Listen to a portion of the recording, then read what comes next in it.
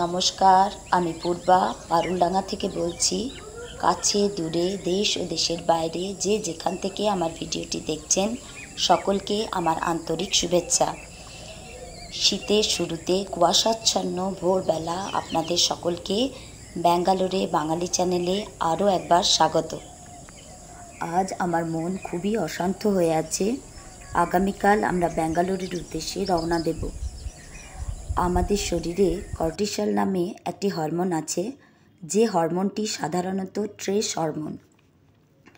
বয়সের সাথে সাথে আমাদের যেমন দায়িত্ব বাড়তে থাকে, আমাদের শরীরেও দিন দিন এই হরমোন বাড়তে থাকে। কিছু দায়িত্ব পালনের জন্য যখন শরীরে সঙ্গ দেয় না বা এনার্জি পায় না, তখন এই হরমোন দ্বিগুণ গতিতে বাড়তে থাকে। কমফোর্ট জোন থেকে বেরিয়ে যখন আমরা অন্য কিছু করতে চেষ্টা করি বা আমরা আমাদের ভাগ্য অন্বেষণের জন্য রাস্তায় পা বাড়াতে থাকি, তখন কিছু পিছু টান, মন খারাপ, মনের চঞ্চলতা বাড়ায় এই হরমোন। এই হরমোনের অনেক প্রভাব রয়েছে। তো যাই হোক, কোনোভাবেই মনকে শান্ত করতে পারছি না, তাই আজ সারাদিন বিভিন্ন কাজের মধ্যে ব্যস্ত থাকার চেষ্টা করলাম। যেহেতু আমি হাতের কাজ খুব ভালোবাসি, তাই এই পুরনো ফ্লাওয়ার ভাসটিকে কিছু ফেব্রিক কালার দিয়ে একটু নতুন করার চেষ্টা করলাম। মন আরও বেশি খুব অশান্ত হয়ে আছে। তার কারণ হচ্ছে মা, জেঠু, জেঠিমা সকলেরই বয়স হয়েছে, শরীরের অবস্থাও তিনজনের খুব একটা ভালো নয়। এই অবস্থাতেও নিত্যদিনের সব কাজই করতে হচ্ছে তাদেরকে। এত কষ্ট করে মানুষ করলো, কিন্তু যে সময়টা সন্তানকে বেশি দরকার সেই সময় পাশে থাকতে পারছি না। মনের ভেতর সব সময় বুক চাপা একটা কষ্ট অনুভব করছি। তো যাই হোক, সমস্যা যাই হোক না কেন, তার সমাধান কিন্তু দুটো। একটা হচ্ছে সমস্যার সমাধান করে ফেলা, আর একটা হচ্ছে সমস্যাকে সঙ্গে নিয়ে বেঁচে থাকার একটা অভ্যাস তৈরি হয়ে যাওয়া। স্ট্রেস নেওয়া বা বেশি চিন্তা করা কোনো সমস্যারই সমাধান নয়। চিন্তা সবসময়ই আমাদের বর্তমান সময় থেকে বাইরে নিয়ে চলে যায়। আমরা কখনো অতীতে চলে যাই, আবার কখনো ভবিষ্যতে। কখনো আমরা ভাবতে থাকি এটা করলে ভালো হতো, এটা না করলে ওটা করলে ভালো হতো, কিন্তু সেটা কোনোভাবেই সম্ভব হয় না। বা আমরা ভাবি ভবিষ্যতে এই কাজটা করব, এটা করলে হয়তো ভালো হবে, কিন্তু আদৌ জানি না সেটা হবে কি না, বা যেমনটা ভাবছি তেমনটা হবে কি না। সব কিছুই যে আমাদের ভাগ্য নিয়ন্ত্রণ করছেন, উপরে বসে আছেন, তার হাতে সম্পূর্ণ নির্ভর হয়ে পড়ে থাকি আমরা।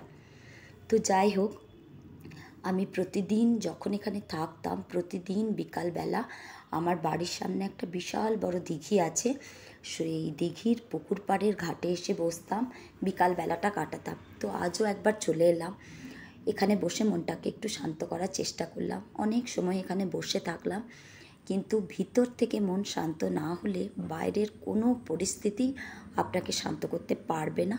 তো আমারও সেই অবস্থা। তারপর আমি আমার ছোটোবেলার কাটানো একটা জায়গা, যেটা খুব ছোট থেকে আমি অনেক সময় কাটিয়েছি এবং মন খুব ভালো হয়ে থাকতো, সেই জায়গা আমাদের গ্রামের লাইব্রেরিতে চলে এলাম, ক্লাবে। তো চলুন, পুকুর পাড়টা দেখানোর পর আপনাদেরকে লাইব্রেরিটি দেখাবো। আমাদের গ্রামের যে ক্লাব, পারুলডাঙ্গা পল্লী উন্নয়ন সমিতি, এই ক্লাবের দোতলাতে এই লাইব্রেরিটি অবস্থিত। এই লাইব্রেরিটি হচ্ছে বিশ্বভারতী শ্রীনিকেতনের পিএসপির আন্ডারে, এবং শ্রীনিকেতনের লাইব্রেরি শাখা হচ্ছে আমাদের গ্রামের এই লাইব্রেরিটি। এই ক্লাবটিতে বিভিন্ন রকমের উন্নয়নমূলক কাজ হয়। তার মধ্যে সবথেকে বড় যেটি হচ্ছে, এখানে ফ্রিতে চোখের অপারেশন করানো হয় লায়ন্স ক্লাবের মাধ্যমে। তো প্রচুর প্রচুর মানুষ যারা এখান থেকে ফ্রিতে চোখের অপারেশন করিয়েছে। আর ক্লাবে প্রচুর সাংস্কৃতিক অনুষ্ঠান হয়। ক্লাবের একটি রুম হচ্ছে পোস্ট অফিস, আর এই রুমটি হচ্ছে জিমের যন্ত্রপাতি আছে, জিম ঘর, এখানে সব জিম করে ফ্রিতে। আর এটি হচ্ছে অফিস ঘর। তো ক্লাবের যে উন্নয়নমূলক কাজ হয়, সেই উন্নয়নমূলক কাজের প্রধান পরিচালনা এবং দায়িত্বে যিনি আছেন, তার নাম না করলেই নয়। তিনি পুরো নিজের জীবনটাকেই সামাজিক কাজে উৎসর্গ করে দিয়েছেন। তিনি হচ্ছেন মিহির রায়। তার দায়িত্বে এবং পরিচালনাতেই এই ক্লাবের উন্নয়নমূলক কাজগুলি হয়ে থাকে। তো ছোট থেকে আমি এই লাইব্রেরির সঙ্গে যুক্ত। প্রত্যেক রবিবার তখন সকালবেলা লাইব্রেরি খোলা হতো। আর এই লাইব্রেরিটি বহুদিন চালিয়েছিলেন আমাদের গ্রামেরই এক দাদা, পার্থসারথী রায়। তো এখন সে আর চালায় না, অন্য একজন চালায়। তো লাইব্রেরিতে এসে দেখলাম বন্ধ। তো ফিরে গেলাম। আমার ছোটোবেলা থেকে আমাকে যে বড় করেছে, আমার অক্ষর পরিচয় করিয়েছে, আমাকে হাতের কাজ শিখিয়েছে, মানুষ করেছে আমার জেঠিমা, তার সাথে কিছুক্ষণ গল্প করে এলাম, মনটাকে একটু শান্ত করে নিলাম। এরপর পরের দিন গাছের কিছু ফল আর সবজি পাড়া হচ্ছে, যেটা আমরা ওখানে নিয়ে যাব। তো ফল সবজি পাড়ার পরে আমরা স্নান করে খাওয়া দাওয়া করে ব্যাঙ্গালোরের উদ্দেশ্যে রওনা হব। সবই হচ্ছে, তবু মন চঞ্চল হয়ে উঠছে, অস্থির হয়ে উঠছে। আসলেই কোনো কিছুই আমাদের হাতে থাকে না। যেটা থাকে তা হলো যে কোনো পরিস্থিতিতে নিজের মনকে শক্ত রাখা। আর এই কাজটি সবথেকে বড় কঠিন কাজ। এগিয়ে যাচ্ছি, সবই এগিয়ে চলছে।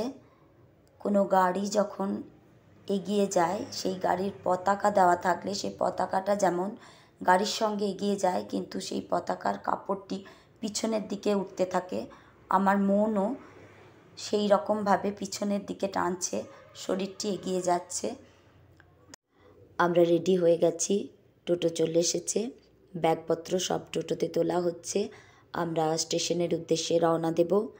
সকলের মন খুব খারাপ, ছেলেও খুব মন খারাপ, ছেলের বন্ধু বান্ধব সবার সাথে খুব আনন্দ করলো কদিন। এই যে স্টেশনে পৌঁছে গেছি, বেশ কিছুক্ষণ ওয়েট করার পরে ট্রেন চলে এসেছে। এবার আমরা ট্রেনে চড়ব। আজ এখানেই শেষ করছি। ভালো থাকবেন, সুস্থ থাকবেন। খুব তাড়াতাড়ি দেখা হবে ব্যাঙ্গালোরে গিয়ে অন্য কোনো একটি ব্লগে।